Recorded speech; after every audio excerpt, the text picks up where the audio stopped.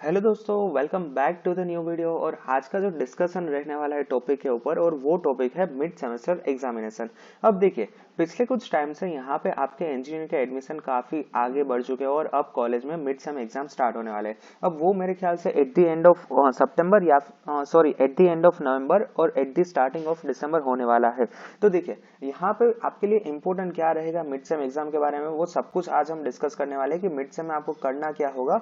और इसके अलावा मैंने यहाँ पे काफी सारे दूसरे टॉपिक्स भी आपके लिए देख के रखे कि जिसके अंदर हम डिस्कशन करने वाले कि आपको क्या करना चाहिए, मिड सेम एग्जाम होता क्या है, कितना डिफिकल्टी होगा। यहाँ पे मैंने कुछ इंपॉर्टेंट 5 पॉइंट्स निकाल के रखे।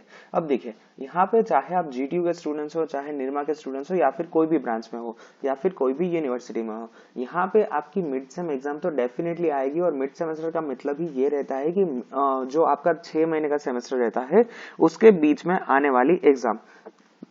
तो ये एग्जाम आप सभी के लिए बहुत इंपॉर्टेंट रहेगी। ये एग्जाम का इफेक्ट भी काफी मतलब ज्यादा होता है आपके रिजल्ट के ऊपर। वो सब कुछ हम एक के बाद एक डिस्कस करेंगे। सबसे पहले तो यहाँ पे मैं पॉइंट कवर करना चाहता हूँ सिलेबस का।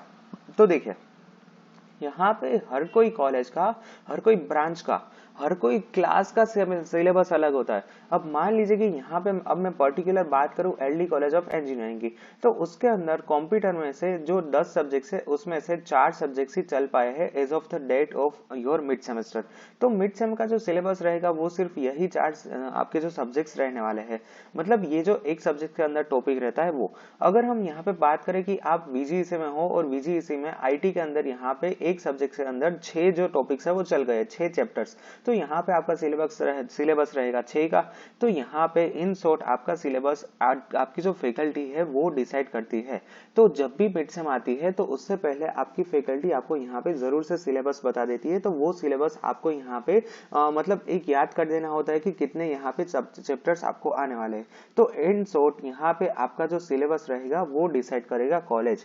अगर हम सेकेंड पॉइंट के ऊपर बात करें कि डिफिकल्टी कितनी होगी, तो बहुत ही कम डिफिकल्टी रहती है। अब यहाँ पे मैं सबसे पहले यहाँ पे दो तरह का एक डिस्कशन करना चाहता हूँ। मैं यहाँ पे दोनों का सेपरेट डिस्कशन करना चाहता हूँ। यानी कि सबसे पहले मैं डिस्कशन करना चाहता हूँ गवर्नमेंट का, उसके बाद यहाँ पे मैं डिस्कशन करना चाहता हूँ सेल्फ फाइनेंस का। अब मान लीजिए कि यहाँ पे सबसे पहले बात करते हैं सेल्फ फाइनेंस की। तो कोई कॉलेज ऐसा क्यों चाहेगी कि बहुत ज्यादा डिफिकल्ट पेपर सेट करे कि ताकि यहाँ पे ज्यादा से ज्यादा स्टूडेंट्स को बहुत कम मार्क आए और इसके हिसाब से ओवरऑल रिजल्ट है वो काफी डाउन जाए। इन शॉर्ट यहाँ पे बहुत ही कम चांसेस रहते हैं पेपर टफ होने के, पेपर डिफिकल्ट होने के। जनरली यहाँ पे अगर 30 मार्क की आपकी मिड सेम रहती है, 30 मार्क्स का मिड सेम होता है, तो इसमें से कुछ आपका 7 या फिर 8 मार्क का ही ऐसा होता है कि जो बहुत हार्ड होता है। यहाँ पे अगर हम बात करें कि यहाँ पे जो ज्यादातर पोर्शन होता है 18 मार्क के समथिंग, मतलब 15 से लेके 18 तक, ये रहता है आपका मीडियम लेवल की डिफिकल्टी का। और यहाँ पे 7 और 8 मार्क बाकी के बचे हुए ऐसे रहते हैं कि जिसके अंदर बहुत इजी क्वेश्चन रहते हैं। मतलब यहाँ पे सारा का सारा वेटेज मिला के होता है कि थोड़ा सा पोर्शन टफ रहता है, ज्यादातर पोर्शन मीडियम लेवल का रहता है, और थोड़ा सा पोर्शन रहता है वो आपका रहता है इजी।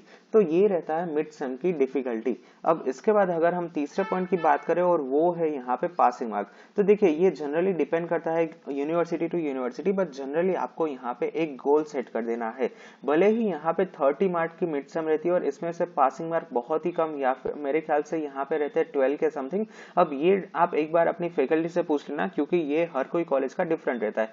बट ये आपको यहाँ पे पासिंग मार्क के ऊपर बिल्कुल फोकस नहीं करना है। आपको सिर्फ यहाँ पे फोकस करना है कि आपका गोल क्या रहना चाहिए। तो आपका गोल कुछ इस तरह से रहना चाहिए कि कोई भी सब्जेक्ट्स हो आपके यहाँ पे मिड सेम में से 24, 25, 26 यही रेंज में मार्क होने चाहिए, और आपको इसी तरह से फॉलो करना होगा ये पैटर्न। और लास्ट पॉइंट यहाँ पे रहेगा इफेक्ट ऑन रिजल्ट। तो यस, डेफिनेटली इसकी इफेक्ट है वो आपकी डायरेक्टली रिजल्ट पे रहेगी। अब यहाँ पे मान लीजिए कि मैं आपको फॉर एन एग्जांपल एक एग्जांपल लेके चलता हूँ कि यहाँ पे सब्जेक्ट्स हैं, मैं लेना चाहता हूँ डेटा साइंस। अब डेटा साइंस का फाइनल यहाँ पे होगा 100 मार्क का पेपर। तो इसमें से आपका एंड सेमेस्टर होगा वो होगा आपका 70 मार्क का। बाकी के जो 30 बचे हुए मार्क है वो यहाँ पे आपके आते हैं मिड सेम के। तो ये मिड सेम आपकी ये लेती है कॉलेज, और यहाँ पे 70 मार्क का पेपर कंडक्ट करता है जीटीयू। अब ये दोनों का मिला के यहाँ पे आपका जो टोटल 100 मार्क है वो बनता है, और ये 100 मार्क आपका जो डायरेक्टली रिजल्ट है उसमें आता है as a grade A, B, A, मतलब उसके बाद आता है BB, CC, DD, F, इस तरह से यहाँ पे ग्रेडिंग सिस्टम रहता है। तो इन शॉर्ट इसका यहाँ पे इम्पैक्ट है वो बहुत ज्यादा रहता है आपके इफेक्ट के ऊपर। तो ये बहुत ही इंपॉर्टेंट रहती है mid sem examination. So that's it for today's video. Thank you very much for watching this video. If you have any doubts, then feel free to ask me in the comment section. Thank you. Bye bye.